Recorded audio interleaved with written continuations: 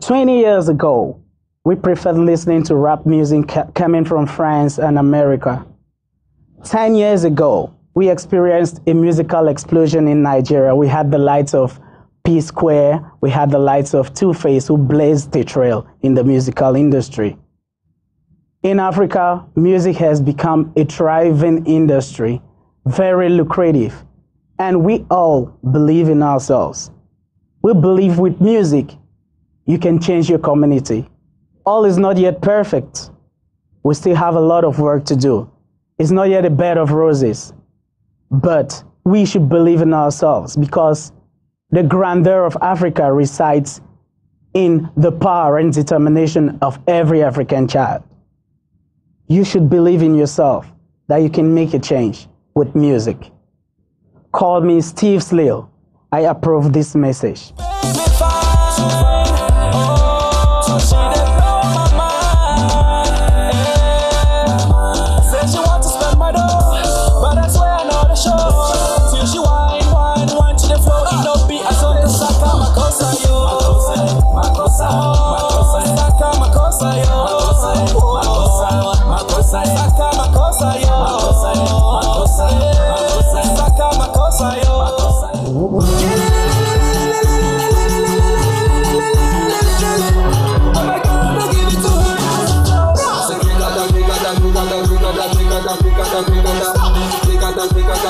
Baby, come on and follow the leader. I said pull over, pull over, pull over, pull over, pull over, pull over, pull over, pull over, pull over, pull over, touch the ground like it's your baby girl on your shoulder. You pushing that thing like a rubber. Never gonna be your brother. Rather let me be your lover, lover. Baby got it. She moving that thing, she controls it. I spent some best on now I own it, own it. The only thing I want from her now is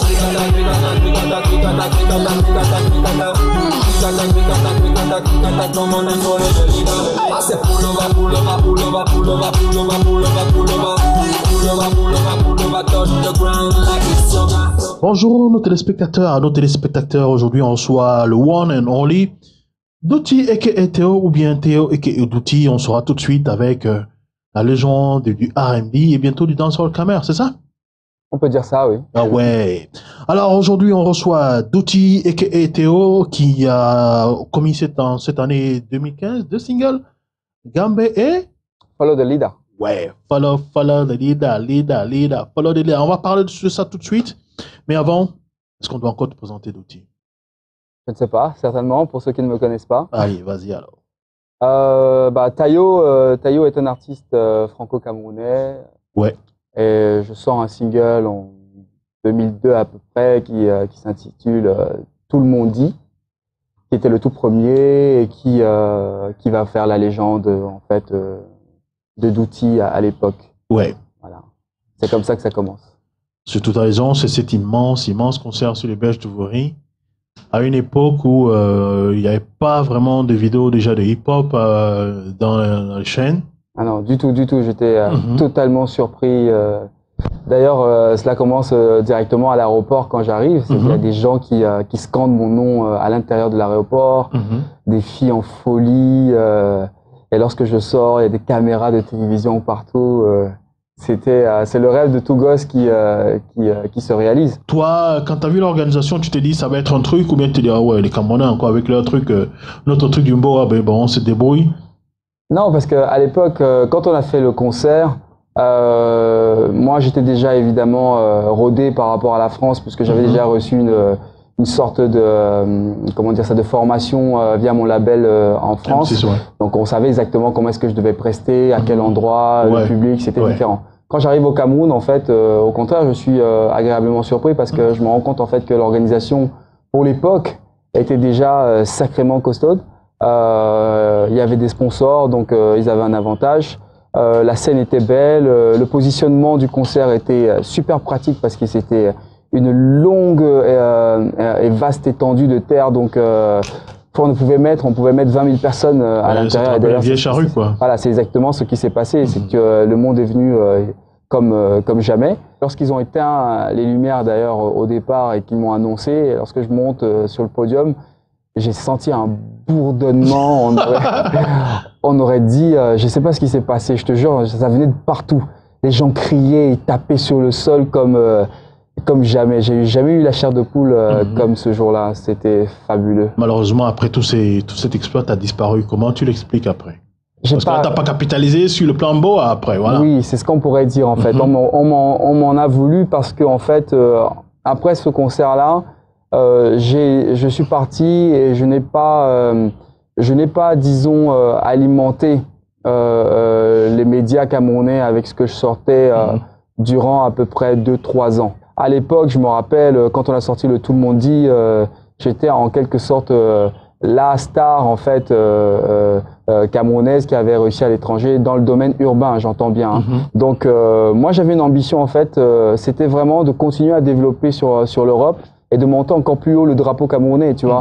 C'était une vision, j'étais jeune, j'étais coaché par une équipe française. C'est pas volontairement que j'ai délaissé le pays, c'était juste un manque d'expérience et voilà, une envie trop pressante en fait de réussir totalement là-bas. Cool, on va passer à notre première rubrique, ça c'était notre intro. Et pour ceux qui ne te connaissaient pas, un peu voir pourquoi, pour certains qui ont dû écouter ton médiato, beaucoup d'animateurs et même d'observateurs du hip-hop pensent que tu es la légende. C'était juste pour présenter ça. On va passer à notre première rubrique qui est C'est quoi ton taf? Tu vas nous raconter ce que tu fais au quotidien. Comment en tant qu'artiste tu te développes et bien évidemment aussi on va passer à l'actu où on va parler de tes deux actus, Follow the Leader et puis Gambé. Avec plaisir.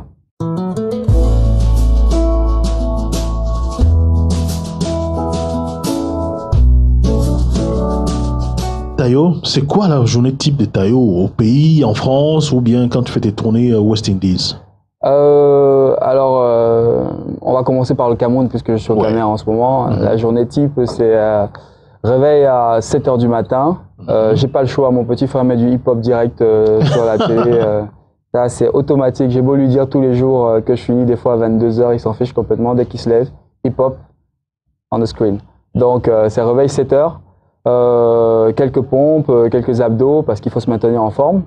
Un petit déjeuner light, je mange pas beaucoup le matin, je mange des fruits essentiellement, papaye, ananas, mangue quand il y en a, tu vois, des produits régionaux. Ensuite, c'est en ce moment, à cause du tour promo, donc évidemment un checking avec mon équipe pour savoir exactement qu'est-ce que j'ai à faire et où est-ce que je dois me diriger. Donc ensuite, pas à fond d'école, on commence les interviews à gauche, à droite. Quand on a un peu le temps dans la journée, on s'arrête, on mange un morceau. Ensuite, rebelote, interview jusqu'au soir. Et quand je rentre à la maison, voilà, je discute un tout petit peu avec mes frères pour comment dire ça, débriefer un tout petit peu la journée. Et puis après, c'est dodo. Ça, c'est quand je suis en tour promo. Sinon, quand c'est pas le cas, c'est tout autre chose. Mais ça, on verra ça une autre fois. BT et rebêté. Non, je suis pas, non. Avant, oui. J'étais très boîte avant, mais plus depuis un moment. Je suis plus soirée à la maison. J'aime bien inviter mes amis, faire à manger et recevoir les gens que j'aime bien et passer du bon temps avec eux puisque je les vois pas très souvent. On est tous camers, donc on a grandi tous avec. C'est une société matriarcale, donc. On vit avec les mamans, on vit en communauté avec les frères et les cousins. Donc ça m'est resté un tout petit peu. Donc la plupart du temps, quand je suis en France, ça me manque. Est-ce que tu écumes les studios locaux et tu te dis, voilà, il y a un beatmaker, ce beatmaker là il m'intéresse, j'incorpore son son, ou bien c'est les beatmakers qui viennent avec toi, ou bien c'est toi qui écumes les studios pour trouver le son qu'il te faut? J'ai une équipe qui travaille pour moi, donc mon manager en particulier, Julien, Arnold, Théo, Willy. Voilà, j'ai des gars qui sont autour de moi, qui entendent parler des choses en fait. Ils sont toujours au courant des nouveaux beatmakers. Le pays foisonne de beatmakers. C'est une explosion en ce moment, donc il y en a de toutes parts. Moi-même, de temps en temps, quand j'arrive à certains endroits et que j'écoute un son qui me plaît, je dis mais qui c'est qui a fait le son? On me dit ah c'est tel, c'est voilà, c'est Salaciel, c'est machin. Je dis ah, ça serait bien de rencontrer ce mec-là parce qu'il est super fort et tout ça. Ça marche un tout petit peu comme ça. En France, c'est pas pareil. En France, dans le label, on a 2-3 beatmakers en fait qui travaillent à l'intérieur du label.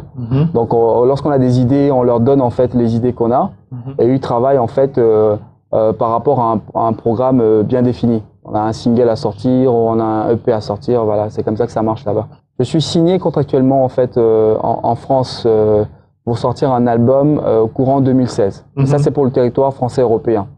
En parallèle, moi je développe un album en fait pour le territoire africain. À l'autoprod? Oui, exactement, puisque c'est mon label qui le sort personnel, c'est Bankable Music Group. Et en France, je suis signé moi personnellement en tant qu'artiste chez Just Winner, distribué par Happy Music. Tu vois, donc j'ai différencié un tout petit peu les deux.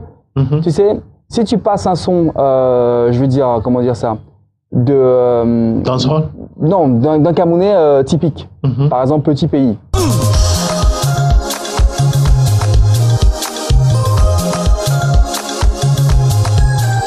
Tu passes sa chanson par exemple sur radio française, elles passeront pas. Hein. Il y a une partie communautaire, mais les grosses radios à forte audience comme Fun Radio, Énergie sont voilà. Et c'est de la musique soit hip-hop américaine ou française, soit variété française, soit dance un tout petit peu, ou alors voilà, ou alors un tout petit peu afro, mais afro à la Magic System. C'est-à-dire qu'ils ont francisé, si tu veux, leur musique africaine. Donc on est en train de développer un projet comme ça en France et je leur ai dit en fait que ça correspondait quand même un tout petit peu au marché africain. Donc pourquoi pas joindre de temps en temps un single qui sort en France à une sortie camerounaise. C'est ce qui va se faire pour mon 3e single camerounais, puisque le 2e single que je sors en France sur le label s'intitulera Laisse-les parler. Il rentre en promotion à la fin de ce mois. Et en fait, si il prend, parce que je l'enverrai aussi au Cameroun courant fin août, s'il prend au Cameroun et qu'il y a une réaction positive de la part du public, en fait, bah, on le développera à la fois en France et à la fois au Cameroun. Ok, cool, Douti, merci pour ces éclairages sur toi et sur ton taf. On va passer à notre deuxième rubrique qui est décryptage. Décryptage, c'est l'actu du pays, notamment au niveau hip-hop, urbain. Et bien sûr, on va parler de tes 2 œuvres et un peu plus en profondeur de ce qui va venir avec toi dans ta carrière. Cool. Décryptage, c'est la suivante.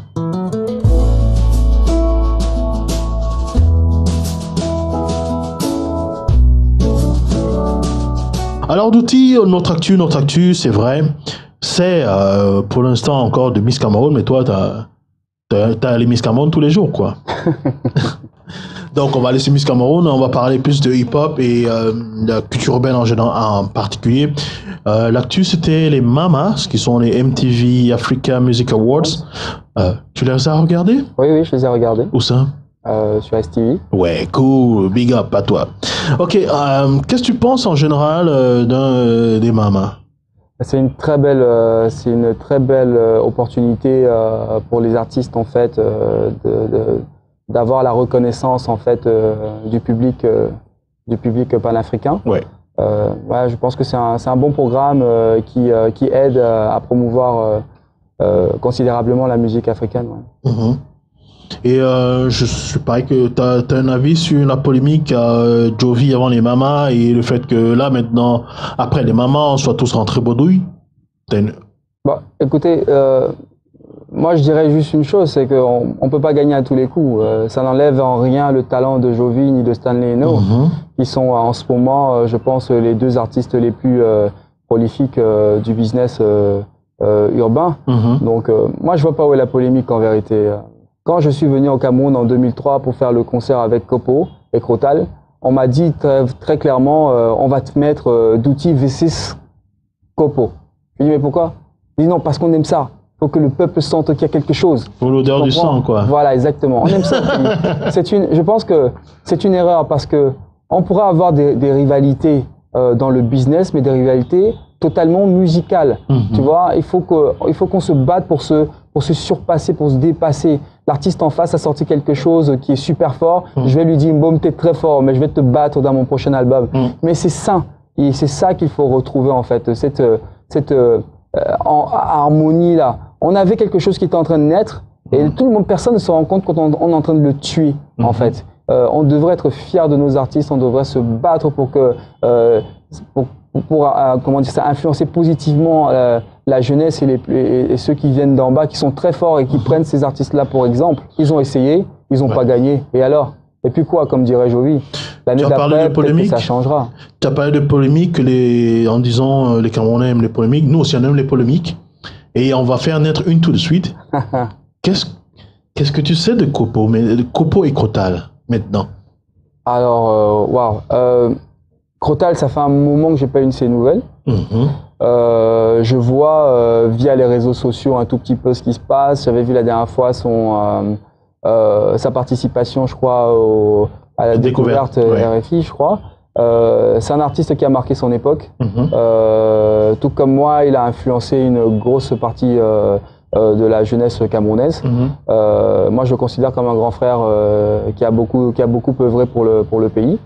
Et je pense d'ailleurs qu'on devrait lui accorder une reconnaissance nationale. Tout à fait. Voilà, pour le mouvement. Quant à Kopo, en fait, la dernière fois que je l'ai croisé, c'était il y a 2 ans au Cameroun. Je pense, hein, ou un peu plus, non, plutôt 1 an en arrière, excusez-moi. On allait à Limbé, en fait, on s'est croisés au rond-point. On a discuté, c'était une rencontre vraiment hasardeuse et très plaisante. On s'est rappelé des bons souvenirs et tout ça. Et j'ai appris dernièrement qu'il était en France, puisque j'ai lu sur les réseaux sociaux qu'il était en France et tout ça. Résidence. Voilà, et qu'il avait d'ailleurs revu un ami commun d'avant qui est Blik Bassi, qui avec Adjadjo m'avait fait venir à l'époque. Donc voilà, c'est tout ce que je sais d'eux pour l'instant. C'est dommage qu'on se soit perdu de vue de cette façon-là. Mais bon, après, tu sais, chacun a sa carrière. Moi, je vis pas ici, donc c'est difficile. Même malgré que je vienne au Cameroun 2-3 fois par an, c'est d'abord famille. Je rencontre pas toujours. Il y a beaucoup d'artistes qui sont dans mon cercle que je prends quand même le temps d'aller voir. Mais Crotal, par exemple, vit à Yaoundé, donc c'est pas facile pour moi. Les deux d'ailleurs. Voilà. Et Kopo, je n'avais pas beaucoup de nouvelles de lui quand j'étais ici. Voilà. Et il y a un groupe qui cartonne en ce moment et j'aimerais bien avoir, c'est l'actu. Ils ont sorti la danse du vieux père. Ah. La danse du grand-père. Les futuristes. Et leur tout dernier, c'est Toomba. Alors, qu'est-ce que tu penses de ces jeunes, entre autres, hein? Y en a pas mal, hein. En ce moment, Mr. Léo, Salatiel, Ivish qui va sortir son opus le 25. Ivish quoi? Moi, je suis vraiment fier. Déjà, je suis fan. Les futuristes, je suis fan parce que quand j'écoute leurs chansons, je danse. À partir du moment où je danse sur la chanson de quelqu'un, je suis fan. Donc les mecs, ils sont super forts. En ce moment, j'ai en tête leur dernier single, j'ai en tête le On va gérer de Mr. Léo, j'ai hâte d'écouter le Ivish. Voilà, je suis très fier Parkinson. Parkinson. Je suis très fier de cette nouvelle génération. C'est le futur en fait. Ouais. Moi, je veux bien, tu sais, je suis pas vieux. Mais en même temps, dans l'industrie, on peut dire que... T'as trop démarré, quoi. Voilà. Dans l'industrie, on peut dire que ça fait longtemps que je suis là. Mais j'ai acquis beaucoup d'expérience, en fait. Ouais, on te dit que ça danse du grand-père, quoi. C'est moi qui devrais danser Bobo, en fait, en vérité. Mais voilà, de ce que je vois, les mecs, ils ont cravaché dur, ils se sont accrochés. La plupart d'entre eux d'ailleurs, et aujourd'hui ils ont la chance, il y a des opportunités qui s'ouvrent et qui s'offrent à eux. Ce que je veux dire, c'est que il y a vraiment un engouement, tu vois, il y a quelque chose qui se passe là. J'aimerais que tout le monde se rende compte de cela parce que ça arrive très très fort. Le côté franco camerounais en fait est un tout petit peu endormi. Je crois qu'en fait nos gars de Douala, Yaoundé, qui chantent en français, se sont un peu laissés prendre au piège par la mouvance afro-pop nigériane. Elle arrivait trop vite, trop fort. Donc il faut un peu de temps en fait pour que nos rappeurs super talentueux de Douala, tu vois, repartent un tout petit peu. Les Anglos, en ce moment, on le vend en poupe. Tout leur appartient. Pourquoi? Parce qu'effectivement, dans le sud-ouest du pays, on est beaucoup plus proche en fait de ce qui se fait au Nigeria. Donc en fait, c'est leur moment. Ce que je veux dire, c'est qu'à un moment donné, les artistes anglophones avaient leur propre industrie dans le sud-ouest du pays. Ils en vivaient, ils se suffisaient à eux-mêmes. C'est le fait que les Nigérians rapportent un tout petit peu l'afro-pop qui ouvre à nous-mêmes Camerounais les portes de nos frères qui sont juste à côté. Maintenant, les artistes francophones, en fait, le truc, c'est que ça a marché super fort. T'as Dugsy, Frankie P, je sais pas moi, des gars comme Ivy. Il y a pas mal d'artistes, en fait, qui avaient le monopole du marché urbain camerounais. Et c'était totalement des francophones. Sauf qu'à un moment donné, on va dire que la mouvance tend plus à la danse. Ouais. Le rap français n'est pas véritablement un rap qui fait danser. J'espère vraiment, et je n'en doute pas une seule seconde, qu'ils vont se remettre au travail et qu'ils vont trouver une variante, parce qu'on est capable aussi de faire le même style musical, mais avec les voix françaises. La preuve, c'est que quand moi je chante dans mes singles, j'introduis le côté francophone. Cool. Tu vois. Thanks, Tayo. Et on va, là maintenant, on va passer à notre troisième rubrique, pardon. Le troisième rubrique qui est photoshooting. On va te montrer les photos et tu vas nous dire ce que tu penses des artistes. Ça peut être des artistes d'aujourd'hui, d'hier et même d'avant-hier. Ok. D'accord. Photoshooting is next. Photoshooting is next.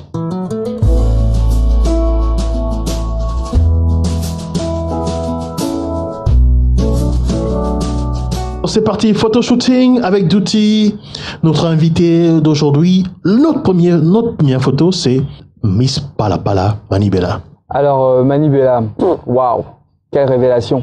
Moi, j'ai été un peu choqué en fait parce qu'elle arrivait comme une fusée. C'était une étoile filante. Moi, tu sais, j'ai grandi une partie de mon enfance à Yaoundé. Donc, j'écoutais essentiellement du Bikutsi à cette époque-là. Donc ça a commencé par Catino, t'as eu Lady Ponce, Manibela qui arrive. Waouh, je me suis dit putain mais ça explose de toutes parts. La meuf elle danse, elle est mignonne. On dirait, je sais pas moi, en France on dit c'est un avion atomique, tu vois. Voilà. Moi j'adore ces chansons. La chanson elle est restée dans la tête de tout le monde pendant des mois. Même moi je la fredonnais, tu sais. Ma fille en France. Qui est plutôt évidemment un peu plus Médinette. Voilà, et française, tu vois, qui me dit mais qu'est-ce que t'arrêtes pas de répéter tout le temps pala. Qu'est-ce que ça veut dire papa? J'ai dit t'inquiète pas, quand tu seras un peu plus grande je te montrerai les vidéos, pas pour l'instant. Ok, notre deuxième artiste c'est très probablement quelqu'un que tu connais, Kim, la chanteuse de Zouk. Ah oui, Kim, très forte aussi. C'est dans la même mouvance que Lincha d'ailleurs, avec qui moi j'ai travaillé. C'est une artiste en fait, elle a pas mal galéré en vérité, et ça n'a pas été toujours facile. Le marché français est difficile à conquérir, je le dis. Et là en fait, elle revient très bien. Les trucs, ça commence à prendre petit à petit. Je pense que ça ne va faire que monter. Et je lui souhaite le meilleur. Cool. Et maintenant, on va revenir sur des confrères à toi en Afrique. Sarkodie, qu'est-ce que tu en penses? Wow. Bluffant. Comment, man? Il me tue. C'est un mec, c'est un génie. J'ai suivi une interview de lui sur une chaîne américaine il y a pas longtemps où il expliquait un tout petit peu son parcours, d'où il venait et à comment il se retrouvait à cet endroit-là aussi rapidement que ça. T'avais même pas l'impression que le gars, il était même pas choqué en fait. Il était là comme si c'était naturellement, que c'était un truc qui était prédestiné. Il est super fort, il est super talentueux, il a un flow de tonnerre. Moi personnellement, pour moi en ce moment, c'est un des top 3 meilleurs rappeurs en Afrique.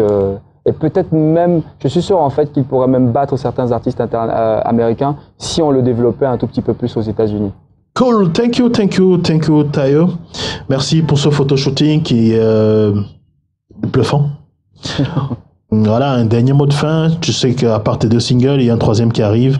Qu'est-ce qu'on peut attendre de Tayo en 2015, début 2016? J'espère que le public m'acceptera avec humilité. Je viens à vous de nouveau. Tout comme je suis venu à vous en tant que Douty, je reviens à vous en tant que Tayo. Je suis un Camerounais, je suis né ici.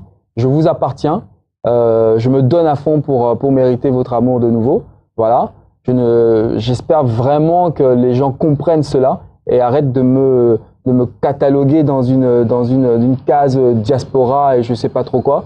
C'est pas parce que je vis là-bas que ça veut dire que je ne suis plus d'ici. Ma jolie, I go give you my love. We go be like saying, je te donne comme si c'était. My love is doing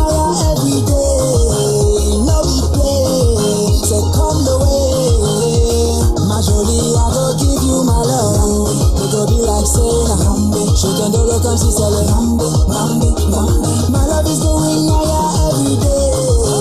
Love you play, c'est comme le way.